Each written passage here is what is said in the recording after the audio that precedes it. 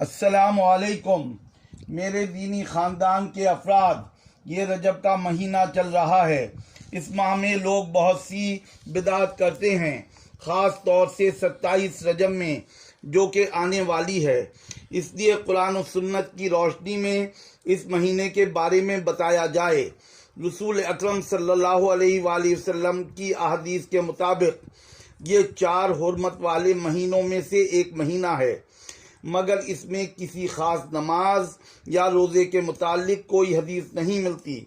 आजकल इस माह से मुतालिक ख़ास रोज़ों या नमाज़ों के बारे में जो अहदीस सर्कुलेट या फैलाई जा रही हैं वो सब मनगढ़ंत हैं। इसके अलावा इस महीने में कुंडों में मीठा डालकर बांटा जाता है।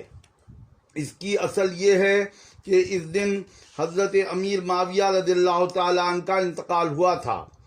अहले सबा ने खुशियाँ मनाई थी और कुंडों में मीठा बांटा था। हज़रत अमीर माविया एक जलीलुल क़द्र सहाबी के साथ साथ कातिब वही भी थे, और आज लोग इसकी असल जाने बगैर ये गुमराही वाला काम करते हैं। फिर 27वीं रजब में मस्जिदों में चिरागां करते हैं। रात भर जागकर इबादत करना, सुबह रोज़ा रखना, ये सब बिदअत है। सब कॉन्टिनेंट या बर्रे सगीर के लोग ये इबादत इसलिए करते हैं क्योंकि वो मानते हैं कि 27 रजब की रात में प्यारे नबी को मेराज हुई थी। इमाम नौवी रहमतुल्लाह अलैह फरमाते हैं कि मेराज किस तारीख में हुई, इसमें सहाबा इकराम में तारीख को लेकर इख्तलाफ था, और न किसी सहाबी से ये साबित है कि उन्होंने मेराज की रात कोई ख़ास इबादत की हो। आखिर में दरख्वास्त करूँगा कि हमें वही इबादत करनी चाहिए जो प्यारे नबी ने हमें बताई हों। हमारे नबी ने फरमाया, दीन में हर नई चीज़ बिदअत है और हर बिदअत गुमराही है, और हर गुमराही जहन्नुम में ले जाएगी। अल्लाह ताला हमें कुरान और सुन्नत पर अमल करने की तौफीक अता फरमाए। आमीन सुम्मा आमीन। अस्सलामु अलैकुम मेरे अजीज़ भाइयों और बहनों, कुरान करीम में अल्लाह ताला ने पड़ोसियों या नेबर्स के साथ बेहतरीन सलूक पर जोर दिया है। रसूल अकरम सल्लल्लाहु अलैहि वसल्लम ने फरमाया है, कोई बंदा मोमिन नहीं जब तक कि वो अपने हमसाए के लिए वही कुछ न चाहे जो अपने लिए चाहता हो। हर इंसान की ज़िंदगी में सुख दुख लगा रहता है। किसी भी परेशानी में रिश्तेदार तो देर में आते हैं, पड़ोसी ही पहले आते हैं। जिस तरह हम चाहते हैं कि नेबर्स हमारे साथ मोहब्बत और प्यार से रहें, उसी तरह हमें उनका भी ख्याल रखना चाहिए। प्यारे नबी ने फरमाया, वो शख्स ईमान वाला नहीं जो खुद पेट भर कर खाए और उसका पड़ोसी भूखा रहे। ये सिर्फ मुसलमान नेबर या पड़ोसियों के लिए नहीं है, बल्कि हमारा पड़ोसी किसी भी रिलीजन या मज़हब से ताल्लुक़ रखता हो, हमारा दीन सबके साथ अच्छा सलूक करने और उनके हुकूक अदा करने का हुक्म देता है। लेकिन बहुत अफसोस की बात है कि जहाँ सारे रिश्तों में दूरियां आई हैं, वहीं हम अपने नेबर्स से भी दूर हो गए हैं। हमें नहीं पता होता कि हमारे पड़ोसी किस हाल में हैं। हम सिर्फ अपनी ज़िंदगियों में मगन हैं। हमें कोई ऐसा काम नहीं करना चाहिए जिससे हमारे हमसाए को तकलीफ़ हो। इस बारे में अल्लाह के नबी ने फरमाया है, वो मोमिन नहीं जिसके नेबर्स उसके शर से महफूज न हों। हमें चाहिए कि हम अपने पड़ोसियों से ताल्लुकात मजबूत करें। घर में कुछ बनाएं तो उनको भी दें। अगर पड़ोस में कोई बीमार है तो उसका ख़ास ख्याल रखें। उनके दुख सुख में उनके साथ खड़े हों। ख़ास मौके पर उनको तोहफे दें। तोहफे देने से मोहब्बत बढ़ती है। अगर हम ऐसा करेंगे तो दुनिया में सुकून से रहेंगे اور آخرت کی کامیابی سے بھی اللہ نوازے گا۔ رب کریم ہمیں بہترین پڑوسی دے اور ہمیں بھی پڑوسیوں کے حقوق ادا کرنے والا بنائے، آمین۔ السلام علیکم عزیز بھائیوں اور بہنوں، آج میں غصے کے بارے میں عرض کروں گا۔ انسان جو نیکیاں کماتا ہے، شیطان کی بہت سی چالیں ہیں جن سے وہ ان نیکیوں کو ضائع کراتا رہتا ہے۔ غصہ بھی شیطان کی انہی چالوں میں سے ایک چال ہے۔ غصے کی وجہ سے گھر ٹوٹ جاتے ہیں، رشتہ داریاں، دوستیاں دشمنی میں بدل جاتی ہیں۔ انسان غصے کی وجہ سے خود اپنا سکھ چین ختم کر لیتا ہے، اپنے گھر کو جہنم بنا لیتا ہے۔ آج کل غصہ وبا کی طرح پھیل گیا ہے۔ انسانوں میں برداشت کا مادہ ختم ہوتا جا رہا ہے، جس کی وجہ سے طلاق یا ڈیورس کے کیسز پہلے سے زیادہ ہونے لگے ہیں۔ ایک بار ایک آدمی جو غالباً مزاج کا تیز تھا، اس نے رسول اکرم صلی اللہ علیہ وآلہ وسلم سے کہا، مجھے کوئی نصیحت فرما دیجیے۔ آپ نے کہا، غصہ نہ کیا کرو۔ ایک اور جگہ پیارے نبی نے فرمایا، طاقتور وہ نہیں جو کشتی یا ریسلنگ میں دوسروں کو پچھاڑ دیتا ہے، بلکہ طاقتور وہ ہے جو غصے کے وقت اپنے اوپر قابو رکھتا ہے۔ غصے میں لوگ ایسی باتیں کہہ جاتے ہیں جن سے بعد میں پچھتاتے ہیں۔ غصے کو قابو میں کرنے کے لیے ہمارے نبی نے فرمایا، غصہ شیطان کے اثر کا نتیجہ ہے، اور شیطان آگ سے بنا ہے، اور آگ پانی سے بجھتی ہے۔ جسے غصہ آئے اس کو چاہیے کہ وہ وضو کرے۔ جس غصے کو شیطانی اثر والا کہا گیا ہے، یہ وہ غصہ ہے جو انسان کو اپنی انا یا ایگو کی وجہ کے لیے آئے۔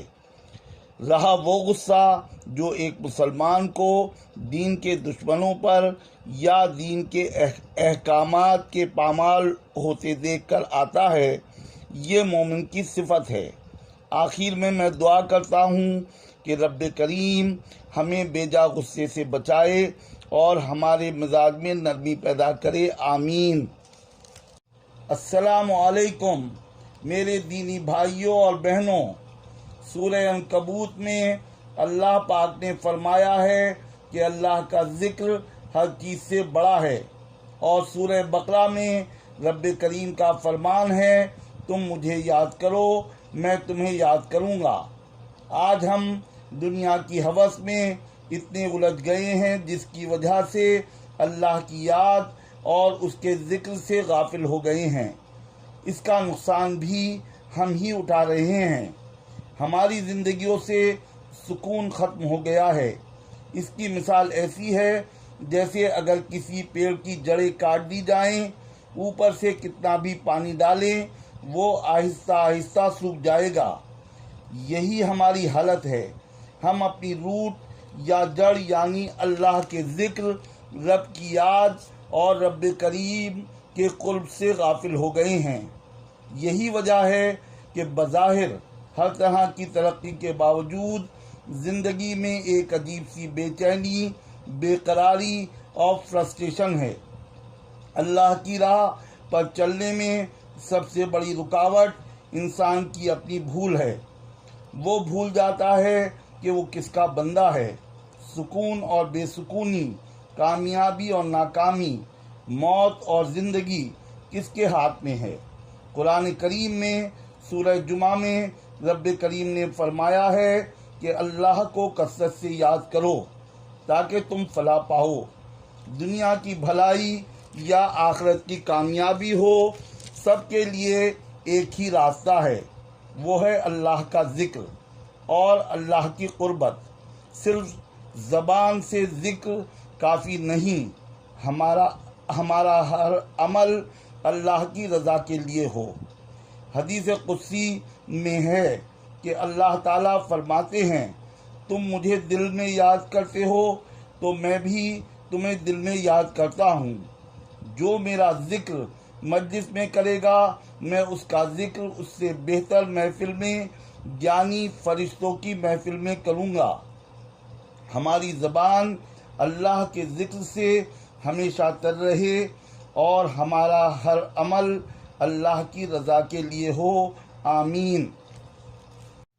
السلام علیکم پیارے بھائیوں اور بہنوں، روشنی کس کو پسند نہیں ہوتی؟ سب سے بہترین روشنی علم کی روشنی ہے۔ علم پھیلانے اور علم حاصل کرنے کی ہمارے دین میں بہت اہمیت ہے۔ رسول اکرم صلی اللہ علیہ وآلہ وسلم نے فرمایا، جس شخص کے ساتھ اللہ بھلائی کا ارادہ فرماتا ہے اس کو دین کا علم عطا کر دیتا ہے۔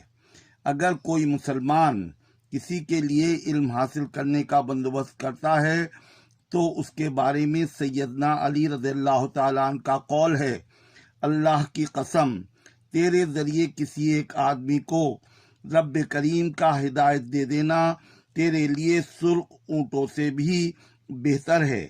جو انسان دین کا علم حاصل کرتا ہے اس کے بارے میں پیارے نبی نے فرمایا، جو شخص علم کی جستجو میں نکلتا ہے وہ لوٹنے تک اللہ کی راہ میں شمار ہوتا ہے۔ آج کل دنیاوی تعلیم کا زور ہے جس کی وجہ سے بچوں میں دینی معلومات کم ہے۔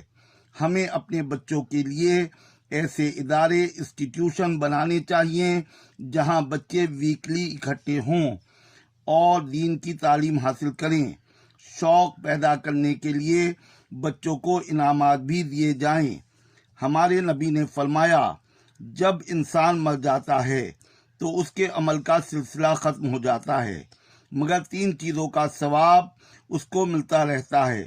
نمبر 1 صدقہ جاریہ، نمبر 2 وہ علم جس سے لوگ فائدہ اٹھائیں، نمبر 3 نیک اولاد جو اس کے لیے دعائے خیر کرتی رہے۔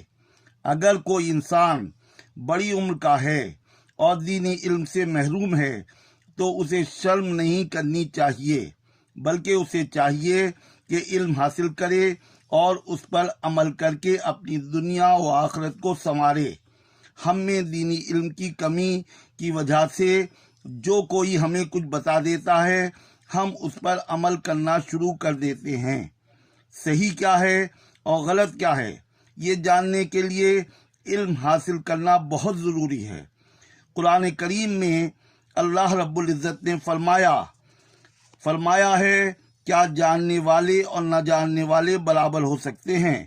رب کریم ہمیں دین کا صحیح علم حاصل کرنے والا اور اس پر عمل کرنے والا بنائے، آمین۔